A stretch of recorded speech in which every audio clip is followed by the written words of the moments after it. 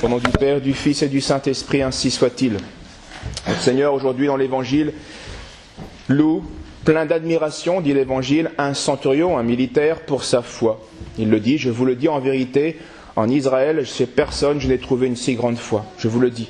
Beaucoup viendront donc de l'Orient et de l'Occident, donc des gentils, et ils prendront place au festin avec Abraham, Isaac, Jacob, donc le peuple de Dieu, le royaume des cieux. Tandis que les Juifs, les fils du royaume, seront jetés dans les ténèbres extérieures. Là seront les pleurs et les grincements de dents, donc l'enfer. Pourquoi notre Seigneur est plein d'admiration et loue-t-il la foi de ce soldat? Eh bien parce que la foi de ce centurion est simplement simple et conséquente. Il le dit, je ne suis pas digne. Et toute sainteté commence par cette conviction et cette affirmation, par cette confession. Nous ne sommes pas dignes. Les hommes sont misérables, les hommes sont pourriture, diraient les saints. Seigneur, je ne suis pas digne que vous entriez sous mon toit, mais dites seulement un mot et mon serviteur sera guéri. Car moi qui suis sous des chefs, j'ai des soldats à mes ordres, et je dis à l'un va, il va, à un autre viens, il vient, mon serviteur fait ceci, il le fait. Sa foi, donc si simple, est la suivante. Dieu est le Maître tout-puissant qui commande infailliblement à ses créatures que nous sommes. Première vérité. Il est conscient en disant cela que Dieu n'a pas besoin de se déplacer. Dieu fait ce qu'il veut. Quand il veut qu'une chose se réalise efficacement, elle se réalise. Qu'il le permette ou qu'il le veuille.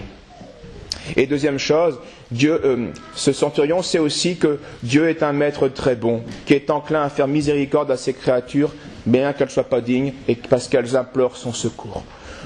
Toute la foi est résumée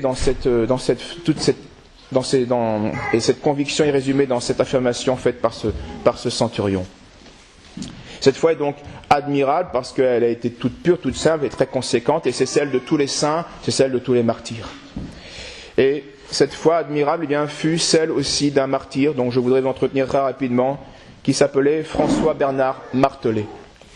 Il est né près de Vesoul, en Franche-Comté, vers 1758, et 20 ans plus tard, il va rentrer dans la congrégation de la Mission qui avait été fondée par saint Vincent de Paul.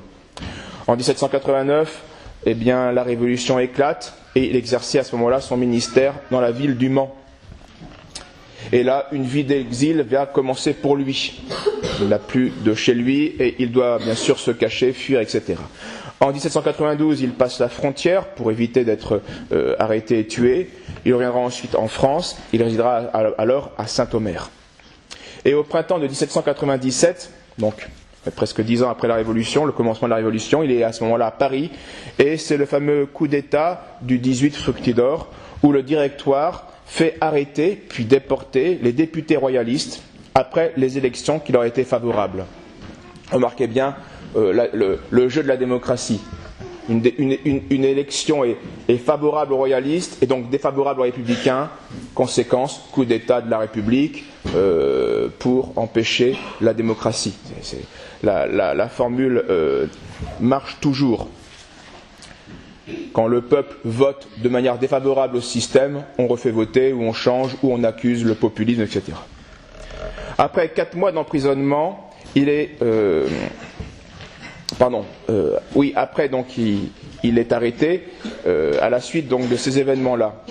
Et après 4 mois d'emprisonnement, il va être transféré à Besançon et vers janvier 1798, il va être jugé. La loi révolutionnaire l'avait forcé à l'exil hors des frontières pour garder sa vie sauve, et le tribunal militaire du Directoire va lui reprocher d'avoir émigré en lui attribuant un complot contre la patrie. C'est là qu'il faut se souvenir des paroles de saint Paul d'aujourd'hui. « Autant qu'il dépend de vous, dit saint Paul, soyez en paix avec tous. Ne vous vengez point vous-même, mes bien-aimés, mais laissez agir la colère de Dieu, car il est écrit « À moi la vengeance, c'est moi qui rétribuerai, dit le Seigneur. » Ces paroles, tous les martyrs cela sont redites de manière consciente ou inconsciente. Il y a des moments où on ne peut plus rien faire face à l'injustice des hommes. Il y a à se soumettre au décret de Dieu en sachant que c'est lui qui rétribuera. La vengeance appartient à Dieu et Dieu fera justice. Et donc, ce prêtre est sans illusion. Cela aussi est important car beaucoup d'hommes ont besoin d'illusions pour vivre. Ils n'acceptent pas les réalités, les souffrances qui leur sont imposées par les circonstances, qui sont bien sûr parfois tragiques, comme c'est le cas à cette époque. Il est sans illusion et il écrit à sa mère pour certainement la consoler et il préfère lui annoncer lui-même cette redoutable avenir qui l'attend. Je vous cite simplement cette lettre à sa mère. « Me voici à la veille de consommer mon sacrifice et de paraître au tribunal redoutable de Dieu. » Remarquez, il commence tout de suite par ce tribunal-là, parce que le tribunal des hommes est une imposture, il n'a aucune... C'est fini, ça passera, et même si c'est pénible, ce n'est rien. Le vrai tribunal qu'il faut craindre, c'est celui de Dieu. De paraître au tribunal redoutable de Dieu pour lui rendre compte de toute ma vie. Quelque juste que soit la cause pour laquelle je me suis efforcé de combattre pendant tous ces temps malheureux, je ne tremble pas moins à la vue du compte terrible que j'ai à rendre des âmes qui m'ont été confiées, ainsi que de la mienne. Cela aussi est très beau, et retenons-le, quelque juste que soit la cause pour laquelle j'ai combattu. Ici ou là, nous avons un jour bien combattu pour le combat de la foi, la modestie, pour la justice. Nous avons ici ou là fait de bons combats. Mais cela ne suffira pas cela ne doit pas nous dispenser malgré tout de trembler comme ce martyr à la vue de ces combats que nous n'avons pas faits ou de ces faiblesses que nous avons eues. Heureusement pour moi, dit François Bernard Martelet, heureusement pour moi, j'ai cette confiance que Dieu voudra bien oublier mon incapacité à remplir un aussi sublime ministère pour ne se souvenir que de ses infinies miséricordes et me pardonner mes péchés. Et on retrouve cette fois du centurion. Je ne suis pas digne, mais dites un mot, et tout sera guéri. Je lui rends d'immortelles actions de grâce de ce qu'il a bien voulu me faire naître de parents chrétiens et me choisir un père et une mère qui se sont eux-mêmes sacrifiés pour me donner une éducation chrétienne. Je prie le Seigneur qu'il daigne couronner votre œuvre et m'accorder la grâce du martyr. Il écrit cette phrase à sa mère, regardez comme c'était sublime. Je prie le Seigneur qu'il daigne couronner votre œuvre, l'œuvre de sa maman, qu'il l'a mis au monde, qu'il l'a fait chrétien, en le conduisant au baptême et en l'éduquant chrétien, et de m'accorder la grâce du martyr. Ce sera le couronnement de l'œuvre des parents. Il faut la foi pour lire cette phrase comme pour l'écrire. C'est quelque chose de sublime, mais aussi de tellement au-dessus de la nature. J'ai tout lieu d'espérer qu'il aura égard au sacrifice généreux que vous lui fîtes de ma personne, non seulement dès ma naissance, mais principalement depuis ma consécration à l'état saint de prêtre et de missionnaire. Puisse le sang que je vais verser pour la foi effacer le reste de mes péchés et toucher le cœur des ennemis de notre sainte religion. Il n'y a pas de doute qu'il fallait des victimes pour expier les iniquités de notre malheureuse patrie. Que la volonté de Dieu s'accomplisse en moi. Des victimes, c'est-à-dire des âmes généreuses qui savent aimer en luttant. C'est une victime, c'est pas une âme qui aime sans rien faire pour l'honneur de Dieu, non. Une âme qui lutte selon son état, se prête en luttant en tant que prêtre, ces chevaliers, ces nobles, en luttant avec une épée, parce qu'ils étaient chevaliers et nobles, etc. C'est des âmes de victimes. Ils ont aimé en luttant. Ils ont lutté en aimant. C'est cela qui peut intercéder auprès de Dieu. Et si j'ai le bonheur de trouver grâce devant Dieu, j'accepte volontiers de bon cœur le calice de sa passion, dans l'espérance qu'il voudra bien m'accorder les forces nécessaires pour le boire jusqu'à la lie, s'il le faut. Et vous, mes chers frères et sœurs, n'oubliez pas, si Dieu nous a choisis de préférence à tant d'autres pour augmenter la famille des saints, vous ne parviendrez sûrement à l'héritage éternel qu'en prenant soin de notre tendre mère, qui est le seul bien qui nous tienne encore attachés à la terre, et en pratiquant à son égard les vertus qu'elle n'a cessé de nous donner l'exemple. Je vous recommande à tous spécialement mes deux petits-neveux. Faites tout ce qui dépendra de vous pour que ces tendres enfants ne soient pas privés du don inestimable de la foi qu'il est à craindre que l'on ne voie enlever à notre malheureuse patrie.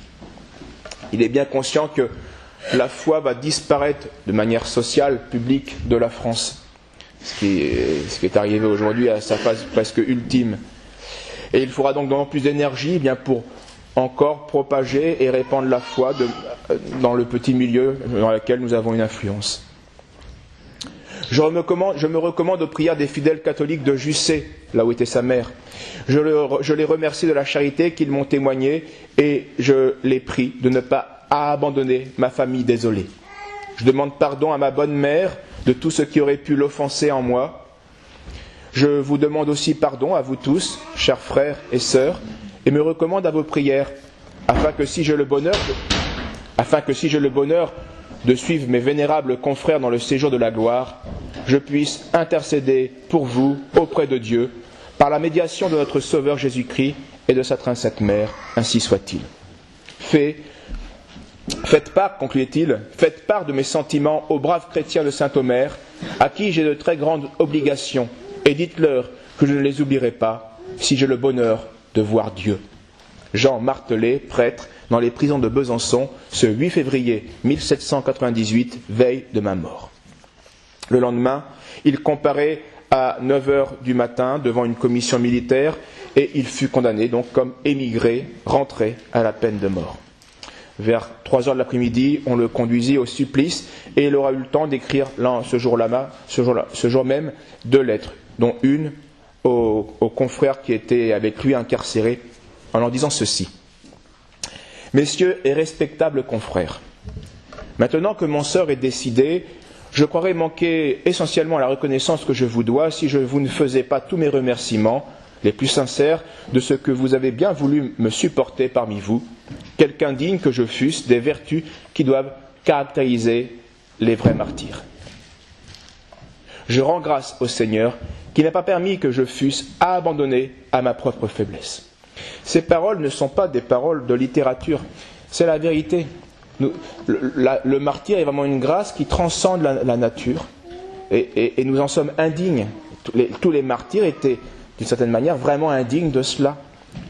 Et ils étaient bien conscients de l'action de grâce qu'ils devaient à Dieu, d'être portés par une grâce presque toute puissante. Que sa volonté s'accomplisse en moi. Oh, si mon sang pouvait lui être agréable pour servir à l'expiation de mes iniquités et de celles de notre malheureuse France. Il ne me reste donc plus de ressources que dans ces infinies miséricordes que j'implore à grands cris et que je vous prie d'implorer pour moi. Je pardonne de bon cœur à ceux qui ont contribué à ma mort. Ça aussi, c'est la clé du martyr. Garder la charité alors que l'iniquité règne autour de nous. Adieu, je vais mourir. In manus tua domine commendo spiritum meum. Donc ce sont les phrases dites par le Christ en croix. Seigneur, entre mes mains, je remets mon esprit. Et il signait dans les prisons militaires de Besançon à 2h de l'après-midi, jour de ma mort, le 9 février 1798, Jean-Baptiste Martelet, prêtre. Il aura le temps, avant d'être bandé, donc avant qu'on lui bande les yeux et qu'on le fusille, de faire un petit discours, un petit sermon au peuple qui était rassemblé. Et là aussi, plein de justesse. Pauvre peuple, disait-il, jusqu'à quand vous laisserez-vous aveugler par l'erreur et le mensonge ? Jusqu'à quand ? Hélas, le flambeau de la foi, ce trésor précieux, incomparable, s'éloigne de vous. Et malheureux, vous ne faites aucun effort pour apaiser la colère de Dieu, qui s'appesantit chaque jour sur la coupable France. Si l'on conduit les ministres de Jésus-Christ sur le champ de bataille pour leur ravir l'existence, vous accourez. Les uns pour insulter à la religion qui fit votre bonheur, les autres s'attendrissent sur notre sort et versent des larmes sur nous. Mais l'instant après, ils se livrent de nouveau à leur coupable plaisir et à une tiédeur habituelle. Vous voyez, cette compassion purement humaine qui n'est pas une conversion, qui n'a pas d'action forte. Un fort petit nombre emploie tous les moyens qui sont en leur pouvoir pour fléchir la colère redoutable d'un Dieu outragé. Et Dieu, dans sa miséricorde, les appelle peu à peu en différentes manières. Ô mes frères, mes concitoyens, je vous pardonne ma mort comme homme, et je prie Dieu de vous la pardonner comme ministre et médiateur entre vous et lui. » Eh bien, que ce simple témoignage, aussi beau, aussi simple, aussi fort que ce centurion de l'Évangile, nous aide à raviver notre propre foi. Saint Paul nous le disait aujourd'hui, ne soyez pas sages, chers chrétiens, ne soyez pas sages à vos propres yeux. Et ne soyez pas sages à vos propres yeux. Et ayons conscience que nous ne sommes pas dignes. Ne rendez à personne le mal pour le mal, autant qu'il dépend de vous. Soyez en paix avec tous. Laissez agir la colère de Dieu, c'est moi qui rétribuerai, dit le Seigneur. Au nom du Père, du Fils et du Saint-Esprit, ainsi soit-il.